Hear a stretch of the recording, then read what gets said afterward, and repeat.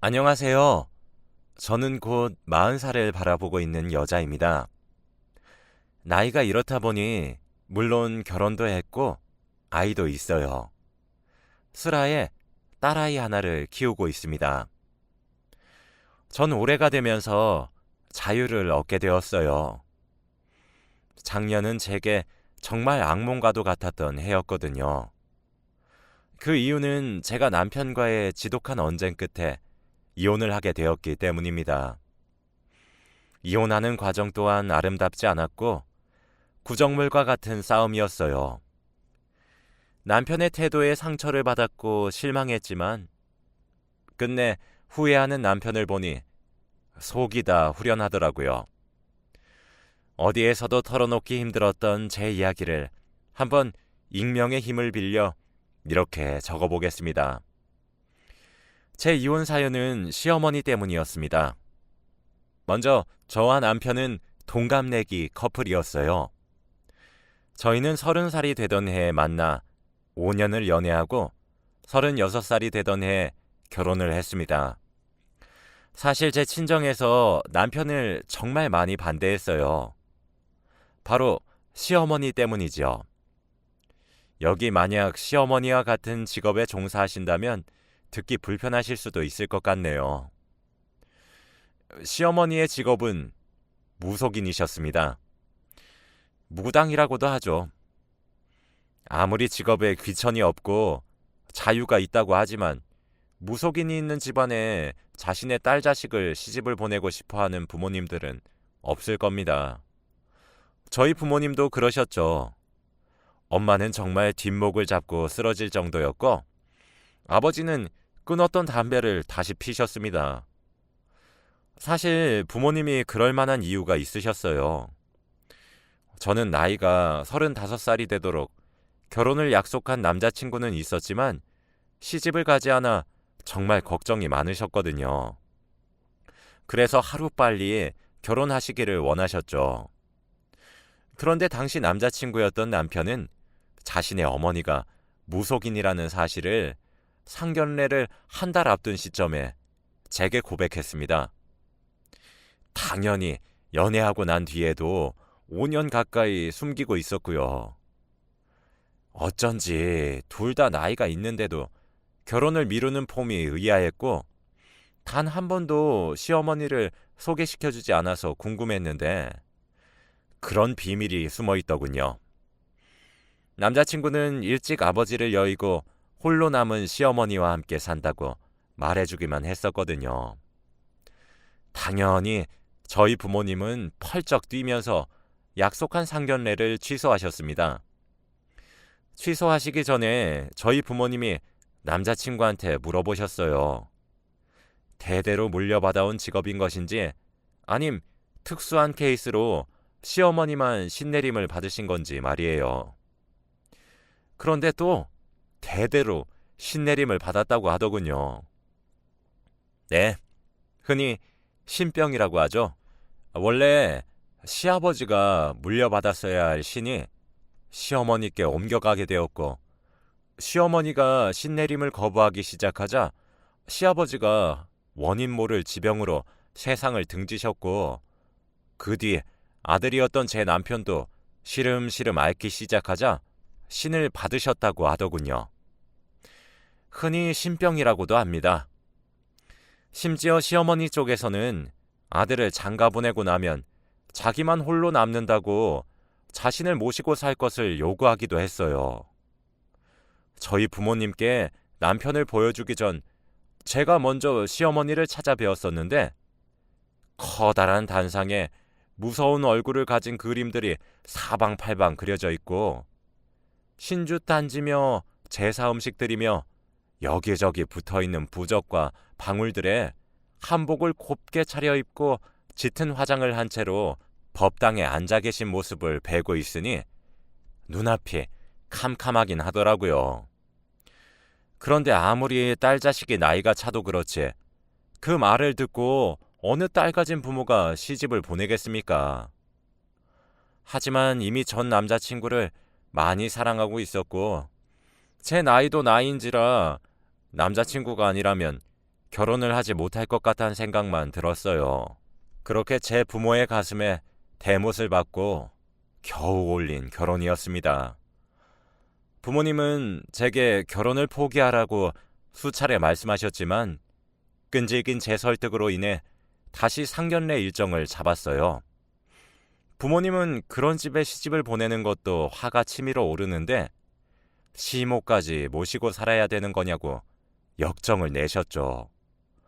저희 부모님은 그런 법당 같은 곳에서 생활을 하게 둘 수도 없고 뭐가 붙거나 씌일지도 모르는 상황이니 그런 곳에 함께 지내게 둘 수 없다고 강력히 주장하셨습니다. 결혼하는 것도 속이 터질 판인데 그런 곳에서 딸을 두게 할 바엔 본인들이 죽은 뒤에나 결혼을 올리라며 소리를 고래고래 지르셨죠. 온화하시기만 하셨던 모습과는 많이 대조가 되었습니다. 시어머니는 그럴 수 없다고 뜻을 굽히지 않으시려고 했지만 저희 어머니가 오열을 하면서 절규를 하자 남편도 저희 집 뜻에 따르겠다고 했어요. 그 말에 무속인이라 기가 세셨던 시어머니도 깨갱하고는 친정과 시댁 사이에 신혼집을 가지는 것으로 극적으로 합의했습니다. 그리고 그것은 제 시집살이로도 이어졌어요. 어머니는 자신을 모시고 살지 않고 나가 산다는 점을 무척 마음에 들어하지 않으셨거든요. 그때부터 저를 들들 볶으시기 시작했습니다. 정말 힘들었어요. 당장이라도 친정으로 달려가 엄마 품에 안겨 엉엉 울고 싶다는 충동이 들 정도로 무척 힘들었습니다. 그런데 제가 어떻게 그럴 수가 있겠습니까? 이미 부모 가슴에 못이란 목은 다 받고 한 결혼인데 결혼 후에 잘 살고 있는 모습을 보여드리지는 못할 망정 그런 불효도 없다고 생각했어요. 무속인이면 다를 줄 알았는데 시집살이는 남들과 똑같이 시키시더라고요. 아니다. 더 독하셨던 것 같기도 해요. 저는 본인 아들을 놔두시고 왜 남의 자식인 저에게 안부 전화를 강요하시는지 이해하지 못했고 회사에서 일을 하고 있어도 미친 듯이 걸려오는 전화와 문자에 환멸이 났습니다. 자신이 모시는 할아버지와 할머니들께 인사도 시키셨고 제를 지내는 곳에 올리는 제사용 그릇들도 닦게 하고 아무튼 기상천외하게 정말 많이도 괴롭히셨습니다. 그렇게 결혼을 하고 한 1년 하고 더 지났을 때쯤 저희 부부에게 선물처럼 아이가 찾아왔어요. 사실 남편 쪽은 문제가 없었는데 제가 자궁이 약해서 난임에 가까운 사람이었거든요. 여러 번 시험관 시술 끝에 지금 딸아이 하나를 겨우 얻을 수 있었죠. 임신 후에는 임신을 핑계대며 시어머니를 피하기도 했습니다. 저희 부모님도 제 남편을 정말 싫어했었거든요. 그런 중대한 사실을 5년 동안 숨겼다는 점에서 말이에요. 그런데 제가 아이를 임신하고 나니까 제 남편도 뭔가 조금 더 인정을 해주시기 시작하셨고 사위 대접을 해주셨어요. 그래서 저는 앞으로 행복할 일만 남았다고 생각을 했습니다. 그런데 임신을 하고 난 뒤에도 시어머니가 계속 이상한 소리를 하시기 시작하더라고요. 저와 제 남편의 사주를 보고 있으면 둘은 평생 아이 없이 함께 살 팔자랍니다. 제가 다복한 팔자를 타고나지 못했는데 그게 너무 강하다면서 정말 알 수 없는 소리를 하시기 시작했어요. 그런데 거기까진 괜찮았습니다. 초자연적인 부분이니까 저도 한 귀로 듣고 흘리면 되잖아요. 그런데 그 뒤에는 꼭 제가 아이를 가지기 위해선 다복한 팔자를 타고난 사람과 합방을 치러야 하는데 제 남편이자 본인의 아들은 그런 팔자가 아니라는 겁니다. 이 말은 임신 4개월이 되어 시어머니께 임신 소식을 알린 뒤 출산을 하고 몸을 조리할 때까지 계속되었습니다. 진짜 그런 소리를 매번 듣고 있으면 어이가 없어요. 그러면서 계속 물어보더라고요. 아니지? 근데 진짜 아니야? 라고요. 제가 뭐가 아니냐는 말씀이신가요, 어머님? 하면 아니, 밖에 나가서 배운 씨앗 아니냐고 하며 버럭 소리를 지르는 겁니다. 그러면서 저를 이상한 여자 마냥 취급하시는데 스트레스도 적지 않게 받았죠. 그것 때문인지 딸아이는 10개월도 채 품지 못하고 빠르게 조산해서 거의 한 달 동안을 인큐베이터 신세를 지게 했습니다. 그것만 생각하면 저도 가슴이 미어지는 것만 같아요. 그리고 저도 노산이라 꼬박 3달이 넘는 시간 동안 병원 신세를 져야만 했습니다. 그런데 시어머니는 그런 며느리가 불쌍하지도 않으셨나 봅니다. 처음에 남편도 그런 소리를 하시는 시어머니에게 헛소리 하지 말라고 화를 내기도 소리를 치기도 하더니 어느 순간부터 제 외도를 의심하더군요. 그리고 유전자 검사를 요구하기 시작했습니다. 제가 보기엔 시어머니께 세뇌를 당한 것처럼 보였어요. 3달이 넘는 시간 동안 병원에 누워 지내는 아내에게 출산한 아이와 자신의 유전자 검사라, 심지어 제 외도를 의심하면서 말이에요. 전 맹세코 결혼을 하고 난 이후 다른 곳에 한눈을 판 적도 없어요.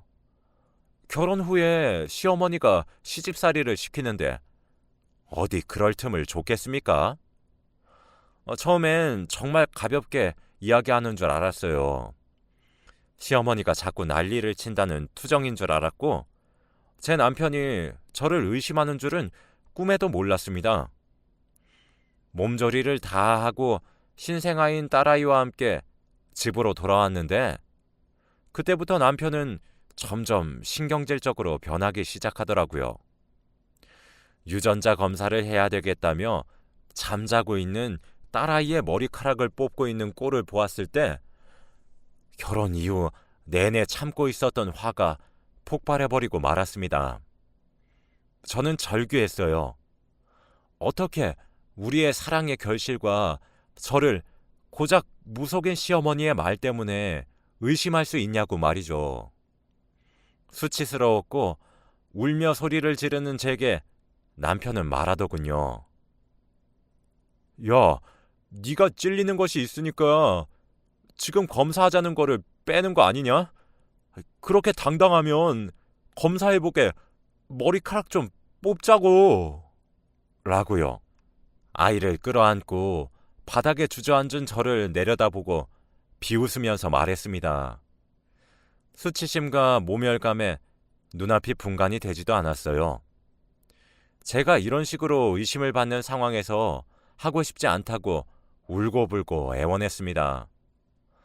남편은 그 뒤 제 딸아이를 남의 자식으로 단정을 지어버리더라고요. 아이가 새벽에 자다가 울면서 깨면 애 좀 재우라고 제게 폭언을 해댔고 자고 있던 아이를 일부러 깨우기도 하면서 진짜 별짓거리를 골고루 하기 시작했습니다. 몇 달이 지나도록 남편이 거는 시비에 지쳤어요. 남편이 변해가는 모습도 너무 보기 힘들었고 이혼을 결심했습니다. 저는 아이를 데리고 친정으로 갔죠. 제가 나이도 있는데 친정으로 건너가 절 맞이하러 나오는 엄마를 보고 있으니 눈물이 줄줄줄 나더군요. 자초지종을 이야기하자 저희 부모님은 당연히 분노하셨습니다. 친정으로 남편을 부르시고 제 아버지가 얘기했어요. 자네 소원대로 유전자 검사를 해주겠네. 그런데 만약 자네 친자식으로 결과가 나온다고 하더라도 우리 딸 자네랑 반드시 이혼시킬 거네. 어떤 결과가 나오더라도 자네가 원하는 대로 해주는 거니까 받아들여! 라고요. 장인어른 어렵다고 무서워하던 남편은 제 아버지께 두 눈을 똑바로 치켜뜨고 집사람이 당당하지 못해서 결과를 보기도 전에 이혼을 운운하는 건 아니고요? 라면서 말대답을 하더군요. 그러면서 제게 너 바람핀 거 맞네. 지금 네 반응 보고 있으면 사이즈 딱 나와. 이라며 비아냥거렸어요. 그 모습에 저희 부모님은 무척 놀라셨고 그렇게 아이들과 남편의 유전자 검사를 의뢰했습니다. 누워있는 갓난아이의 머리카락을 뽑는 것이 뭐가 그리 슬프던지 참 말로 표현이 안 되네요. 요즘은 세상이 참 좋아져서 검사를 맡기고 나서도 며칠 걸리지도 않더군요. 당연히 남편의 친자인 확률이 99.8%로 나왔습니다. 검사 결과지와 이혼 서류를 동봉해 남편의 회사에 퀵으로 보내줬어요. 결과를 보고 난 뒤 제게 미친 듯한 전화가 오기 시작하더군요. 한번 만나자 그래서 만났습니다. 저 진짜 괴로웠어요.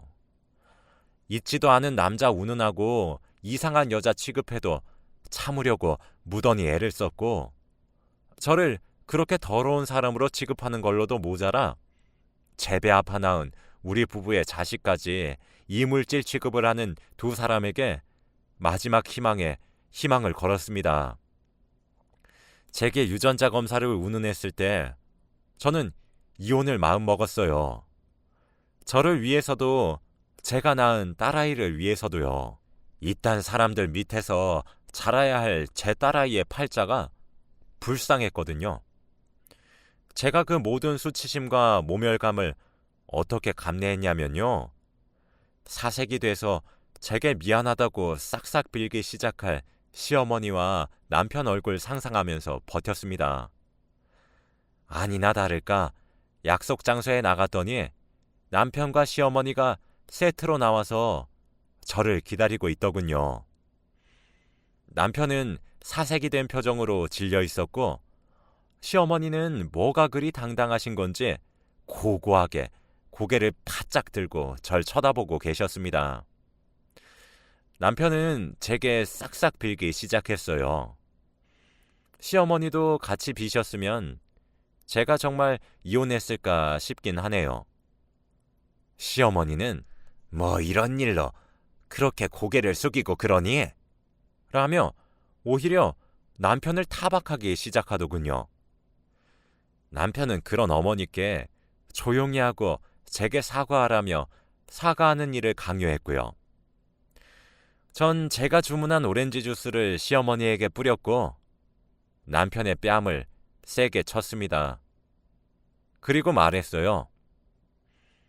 나 네 부름받고 나온 거 아니고 니들이 나뿐만 아니라 우리 친정에도 그렇게 대못을 쳐박아 놓고 진실을 알게 되면 무슨 표정으로 어떤 말을 짓거릴까 싶어서 나온 거야.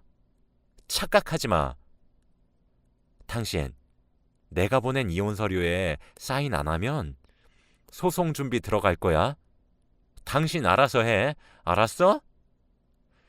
만약에 우리나라가 한국이 아니라 미국이었다면 내 손으로 직접 당신들 머리에 총알을 박아 넣었을 거야. 2번 다시 내 눈에 띄지 마. 라고 말이에요. 남편은 돌아간 고개를 바로 하지도 못하고 하얗게 질려서 멍하니 서 있었고 시어머니는 이내 정신을 차리고 제게 소리를 지르기 위해 자리에서 일어났습니다. 너 지금 이게 뭐 하는 짓이야? 어디 하늘 같은 시댁에게? 라고 하시는 말씀에 저는 한마디 해드렸어요. 어머님, 저 사실 무당 안 믿었는데 이번 기회에 무속신앙을 한번 믿어보려고요. 저는 어머니가 용한 무당이 아니라 사기꾼인 줄 알았거든요. 노란 종이에 붓질 몇 번 해서 몇십만 원 쳐받고 파는 거 상술이라고 생각했는데 어머니 되게 용하셨어요. 저 이번 기회에 굿도 할까 고민 중이에요. 결국 어머니 말씀대로 되어버렸잖아요. 저와 이 사람 사이에 아이가 생길 사주가 아니긴 한가 보네요. 라고 말이에요. 그리고 뒤돌아서 친정으로 돌아갔습니다. 남편은 구구절절 엄마 때문이라며 시어머니 탓을 하면서 이혼만은 안 된다고 빌기 시작했어요. 그 꼴을 보아하니 협의 이혼은 쉽지 않을 것 같아 변호사를 찾아갔습니다. 변호사에게 그동안 들어왔던 남편과 시어머니의 폭언들이 녹음된 전화 내용, 문자 내용 등등을 보여주니 100% 승소할 수 있다고 하더군요. 그렇게 남편과 이혼을 하게 되었고 시어머니께 따로 위자료까지 청구했습니다. 몰래 친정으로 들어가 부모님과 함께 살려고 했는데 남편이 끈질기게 저를 찾아와 친정집을 이사까지 했어요. 제 딸아이가 자신의 아이가 아니라고 팍팍 우기면서 겨우 신생아였던 아이에게 그랬던 정황들도 제가 당시에 바로 병원으로 달려가 진단서도 다 떼어놨기 때문에 정말 어렵게 아이의 면접 교섭권도 박탈했습니다. 상황이 그렇게 돌아가자 시어머니가 저자세로 나오기 시작하더군요. 자기 핏줄 손녀 제대로 한번 안아주지도 못했는데 아이 얼굴을 보게 해주면 안 되겠냐며 모두 자신의 신기가 떨어져서 그런 것 같다며 죽을 죄를 지었다 뭐 이런 소리를 말이에요. 이미 사과하실 타이밍은 한참이나 지났는데 말이죠. 지금은 계속 찾아오고 연락을 하는 시어머니와 남편의 행동도 접근 금지 명령을 받고 싶어서 변호사님과 상담하고 있습니다. 저희 부모님은 대못을 몇 개든 더 박아도 좋으니 힘든 일이 생긴다면 제발 바로바로 말을 해달라 그러시며 신신당부를 하셨어요. 그리고 저는 회사에 복직하는 것에도 성공을 했습니다. 그래서 제가 일을 하러 나간 사이에 저희 친정에서 아이를 봐주시는데 너무 예쁘다고 물고 빨고 어쩔 줄을 모르시고 계세요. 저는 제 남편은 이제 제 인생에서 지워보려고 합니다. 근 10년 동안 미칠 듯이 사랑을 했었던 남자지만 더 이상 제 인생에 남겨두고 싶지가 않네요. 제 딸아이에게 아빠의 자리를 빼앗을 수도 없으니 저와 저를 닮은 딸아이까지 사랑해줄 남자와 재혼하는 것에도 노력할 겁니다. 이야기를 어떻게 마무리 지어야 할지 모르겠지만 이렇게 긴 제 이야기를 들어주셔서 정말 감사드립니다. 저는 앞으로 저와 제 딸아이만 생각하면서 살아가 보려고 해요. 제가 새롭게 시작하는 제2의 인생을 모두 응원해 주시길 바랍니다. 그럼 환절기 감기 조심하시고 항상 건강에 유의하시길 바랍니다. 감사합니다.